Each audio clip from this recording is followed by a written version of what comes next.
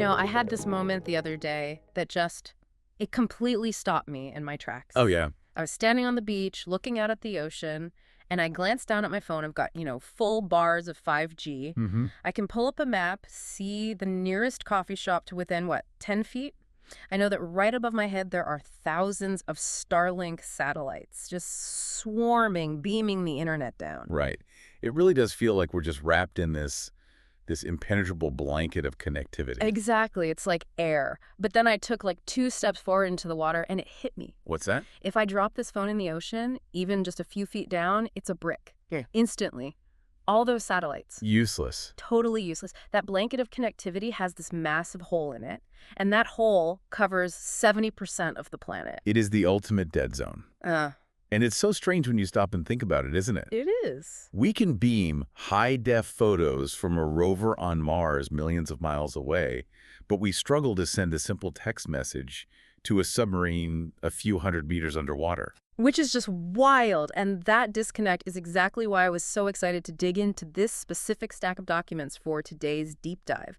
We're looking at a disclosure framework and a very technical letter from T.L Tedford Enterprises, and let me tell you, they're proposing something that sounds, frankly, it sounds like it belongs in a sci-fi novel. It does sound futuristic, almost impossible at first glance. But what really stood out to me as I went through the specs is how grounded it all is in, basic physics. Really? The proposal isn't about building better satellites. It's about ignoring the satellites entirely, or at least, stopping our total reliance on them. They call it the Global Living Mesh, and the mission here is to explore a new way to connect the world, not by looking up at the sky, but by building a network that lives on the ground and, this is the kicker, Under the water. Under the water. That is the core engineering challenge we're going to unpack. How do you take the internet, which relies on radio waves, and shove it into an environment, the ocean, where radio waves just die instantly? And to solve that, these documents throw everything at the wall. Agentic AI, quantum mechanics, dead reckoning. It's a lot to take in. It is a dense stack. Yeah. But my job today is to strip away the jargon. Yeah. We need to understand the logic, not just the buzzwords, right? Yeah. We're going to break this down so that hopefully even a third grader could explain it. I love that. So let's start on dry land. Before we get wet, we have to understand this living ground mesh. The documents, they start by kind of throwing some shade at our current GPS system. They call it centralized. Why is that a problem? Well, think of a centralized system like a bicycle wheel. Okay. The satellite is the hub, right in the middle. You, me, our cars, our phones, we're all out on the rim. And we're all staring at that one hub. Right. So if you cut the spoke connecting you to the hub, say, a storm blocks the signal, or someone jams the frequencies, or you just walk into a concrete parking garage, the connection snaps. You're isolated. You're completely lost. It's incredibly fragile when you think about it that way. It really is. So the Tedford documents propose replacing that whole hub and spoke model with a mesh. Instead of everyone looking up, they want us to look side to side. They talk about nodes. Now, usually when I hear node, I think of a flashing server rack in a dark basement. But these are described pretty differently. Much differently. Imagine a small box, an intelligence unit. Now imagine embedding them everywhere. Everywhere. Everywhere. In the pavement of the highway, on the roof of your car, buried in farmland, on ships. The documents describe a centimeter-to-centimeter spatial awareness grid. Wow, that sounds intense. Is the idea that these boxes just repeat the signal? Like a Wi-Fi extender in my house? No, and that's a really crucial distinction. A Wi-Fi extender is, it's dumb. It just shouts whatever it hears. Right. These nodes are smart. They're intelligence units. If your node can't see the satellite, it doesn't panic. It just turns to the node 10 feet away and asks, hey, do you know where we are? And if that one doesn't know, it asks the next one. It just keeps asking down the line. It's the bucket brigade analogy we talked about. Exactly. It's the perfect way to visualize it. Imagine a huge fire. The fire hydrant, the source of water, is a mile away.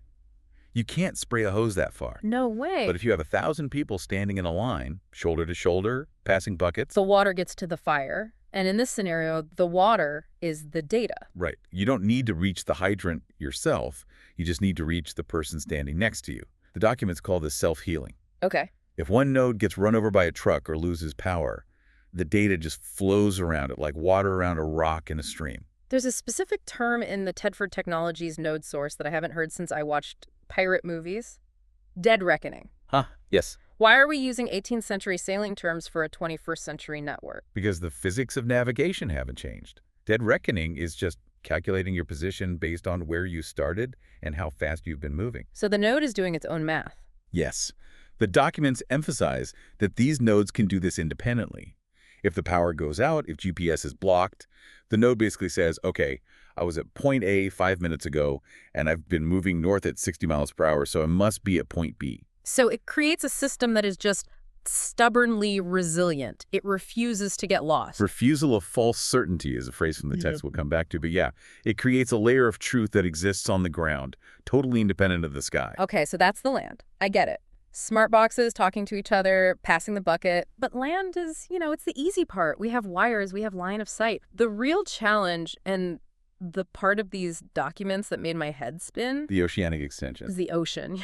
This is where the engineering gets really, really clever. We established that radio waves, the stuff Starlink and GPS use, they hit the water and just bounce off, like a skipping stone. Yep. So logically, a submarine should be completely cut off. But Tedford claims they can integrate subs into this mesh. This brings us to that technical letter to Dr. Eva Muller-Steller. It outlines the aha moment of the entire system. It's a conceptual shift. Okay. You have to separate satellite radio frequency access Whoa, okay, jargon alert. from satellite-derived data distribution. Okay, pause right there. That is a massive mouthful of corporate speak. Let's translate that for everyone listening. Absolutely. Think of it like receiving a package. The satellite is the delivery truck. Okay. That truck drives on roads, which are the radio waves.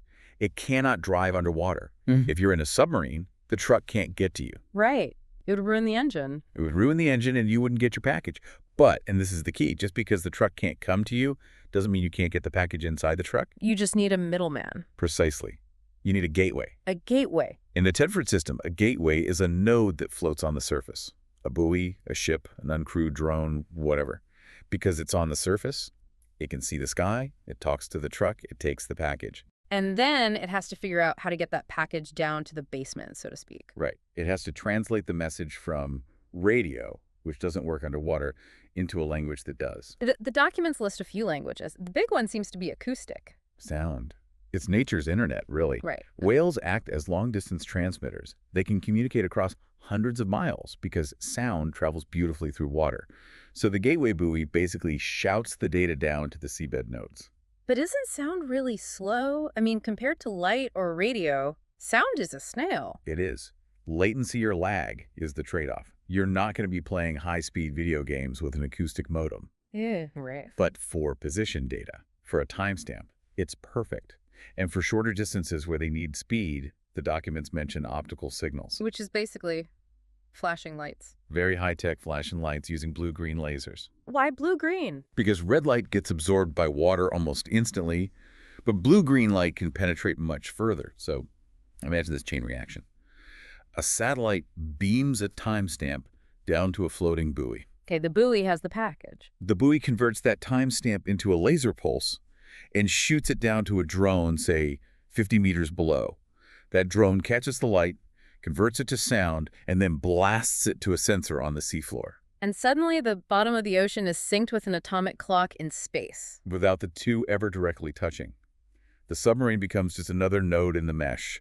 It knows where it is, it knows where other ships are, and it's connected to the global network. That's incredible to think about. We're essentially wiring the seabed, but there's a complexity here I want to challenge a little bit. Okay. You have millions of these nodes on cars, buoys, subs. You have data switching from radio to sound to laser. The margin for error seems huge. Who is traffic controlling all this chaos? That is the role of the cognitive layer. The documents rely heavily on something called agentic AI. Agentic.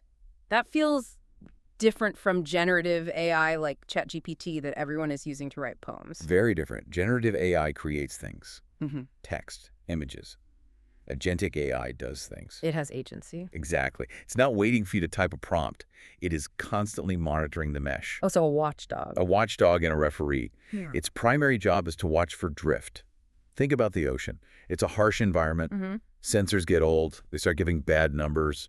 Or maybe acoustic interference from a cruise ship messes up the data. The AI spots that pattern deviation Oh, instantly. yes. Does it just fix it? It fixes it if it can, but the documents highlight a specific protocol called human first alerting. And this ties into that phrase I mentioned earlier. The refusal of false certainty. I highlighted that too. It sounds like a philosophy more than a piece of code. It is. In safety-critical systems, confidence is dangerous. If you ask a standard chatbot a question it doesn't know, it often hallucinates an answer because it wants to be helpful. It guesses. Which is just annoying when you're writing an email, but deadly when you're steering a submarine or navigating a ship through a narrow strait. Precisely. This agentic AI is programmed to be humble. If the data is fuzzy, it doesn't guess. It explicitly tells the human, confidence is low, I don't know. It actually downgrades its own certainty rating. I wish more people did that, honestly. I don't know, it's a very undervalued sentence. It's vital for survival, right?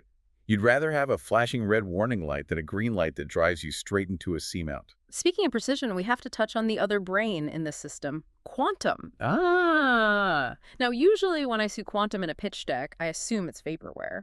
Quantum computers are supposed to be these delicate, frozen beasts in labs. How are they putting quantum tech in a muddy buoy? That was my first skeptical thought, too. But they aren't trying to build a quantum computer to crack encryption.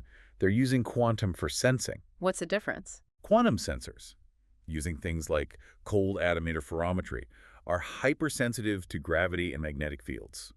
They are essentially the world's best rulers and clocks.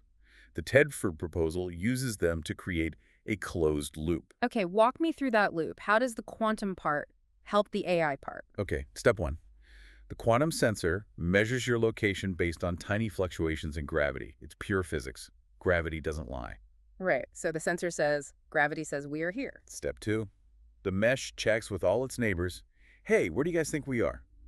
And step three, the AI compares the two. So the AI is checking the math. It's validating the quantum data against the real-world mesh data. This creates a feedback loop that stabilizes the whole system. It takes quantum out of the lab and makes it robust enough for the field. It effectively creates a truth that can't be jammed. You can jam a GPS signal. But you can't jam the Earth gravity field. You're navigating by the physics of the planet itself. Ex- So, zooming out, we have the self-healing grid, we have underwater translation using whale sounds and lasers, we have humble AI and quantum gravity sensors.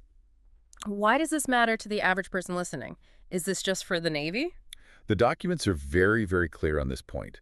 They talk about universal access and planetary benefits. So it's not just for nuclear subs. Not at all. Think about a remote island nation or a village in the Amazon.